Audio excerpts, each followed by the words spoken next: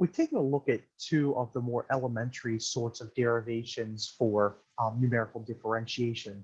We're going to take a look at how we can improve the accuracy and use even a larger step size, but still be able to get to a reasonably good estimate of a derivative. And so we go back to our old friend, the Taylor series. And you might recall that what we've done is we've been able to go through and expand the Taylor series. And usually if we want a first derivative, we cut it off at the second derivative, and the rest of this is going to be error. But if we want to improve this, we want more terms in our polynomial. So let's make the second term count for something. All right, so this is our second degree polynomial, and we still have a couple derivatives in there. Now remember, we're trying to get f prime by itself. All right, so it's a little bit sneaky how we're going to do this, but it's pretty cool. We're going to truncate everything after the third derivative. So basically, we would substitute back in for x sub I minus x, or x sub I minus or plus 1 minus x sub I.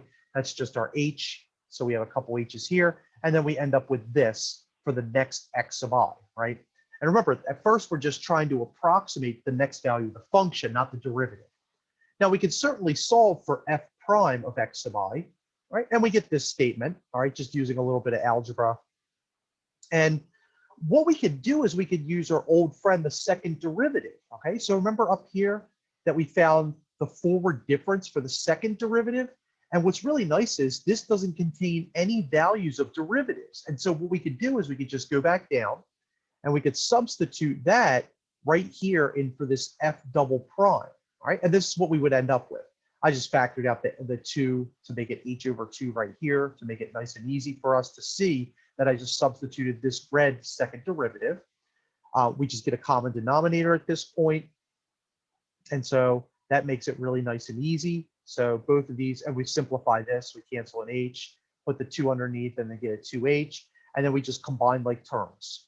And what this does is that it gives us really a second order polynomial, if you would, and just utilizing more accuracy, all right? So this is going to be a lot better than the one we used before.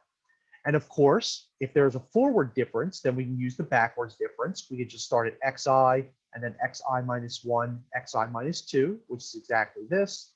And then just like we've done before, we can add the polynomials, okay, or the Taylor polynomials together, average them out, and this is what we would get for the improved accuracy of the center difference. All right, now, what we're going to do is we're going to start to be able to look at how we're going to use the improved accuracy. So we'll start it in this video, and then we'll probably finish it up in a second video for this. So a little bit, not a new problem, but a different problem that we're going to be working on. You might recall earlier in the course, we worked with this butterfly curve. All right, we might have done an example for a homework problem. And so what we might want to do is we might want to find the slope somewhere on the butterfly curve, all right? And what better way to do that than to use one of our formulas, okay? Either the backward or the forward or the center difference advanced formula, all right? So a number of things we're going to do. We're going to plot the curve just to get an idea what it looks like. We're going to go through and find the exact point of 2, 2 on the graph. In other words, plot when t equals 2. And then finally, we're going to find the exact slope when t equals 2. So let's do at least this in this video. And then in the next video, what we can do is we can just go ahead and do the actual, the derivation. In other words, try to find the slopes. All right. So first thing we're going to do is we're going to plug these back in. We're going to be able to plot these. All right. So I'm going to say, let's do x. Now we're going to unfortunately have to make a long formula for x. So let me program that really quickly, or maybe not so quickly, but x is going to be equal to sine of t. And since we are going to plot it, we're basically going to treat it like a matrix. So it's going to be dot times exp of sine of cos t minus cos 4t and minus sine to the 5th. So I'm going to say sine of t over 12. And we're going to have to raise that to the 5th power. All right. And then we're going to close that. And hopefully we didn't miss anything here. I missed this EXP, I think. So EXP, that's good. And then we have our sign. So I'm trying to figure out where we might have missed a parenthesis, or because it looks like it's unbalanced right here. So invalid syntax, end of line. So let me look again. So we have our EXP, we have our coast T. That's probably right here for the EXP. There we go. All right. The good news is now with Y, it's the same thing, except now we just changed this to a cosine. All right, so this is our Y. And we're going to let T, if we look at the instructions for our problem, T is going to range from 0 to 24. All right, so T is going to be equal to 0, colon, I'm going to use 0.01, it's 24. All right, so, and then we're going to plot this. Now we're going to plot other stuff in a moment, but let's just plot X comma Y for right now. All right. And you might recall what the butterfly curve looked like. It might take a moment just because MATLAB is processing all of this. All right, and hopefully it appears on your screen. It's a really nice looking parametric curve. All right, so pretty cool. Next thing we're going to do is it says to plot X at 2 and Y at 2. Okay, so let's get those values. So now to be able to do that, we're going to have to be able to get a new variable. So I'm going to call x1 equal to, when we substitute, we've already defined t. All right, so if we want to plot that on the same curve, we might have to get rid of some stuff here. All right, so let's see, what can we do with this? So we can go ahead and just get the values of x1 first. So let's do this. Let's go back up here and let's say x1, I'm going to define these up here, and x1 is going to be when we substitute back into x, we're going to substitute for t, and that's going to be 2, and let's get y2, and y2 is going to be the exact same thing, except we're going to substitute in for y, right? And then we can just redefine everything. So that should work. If not, I can just do a clear after that. So we're going to hold on, and we're going to plot x1, comma, y1, comma, and we'll just do the good old dot that's worked for us, and we're going to hold off. All right, so let's see if that works. If not, I can clear out some variables, right? So unrecognized function t. So maybe we can do a sims. Let's see if that helps. Y1, okay. So let's make this Y1. Let's try one more time. Almost there. Hey, there we go.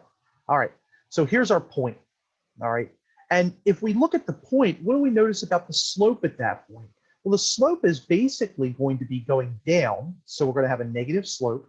All right, and also it's basically almost a 1-to-1 ratio at this point. So we should have a slope somewhere in the vicinity of -1, and that's just by eyeballing it. All right, because if I were to draw like a line, it kind of looks like the line y equals x. All right, it might be a little bit more or less steep than that. Okay, so that takes care of the first two parts. The next part is to find the exact slope when t is equal to 2. All right, so that means we're going to find the derivatives. All right, so let's do this. I'm going to do a clear of everything. So I'm going to clear all, and I'm going to redefine some sims of x, y, and t. All right, just because we've already defined them before. And so now we're just trying to find the derivatives. All right, so here we go. We're just reusing these.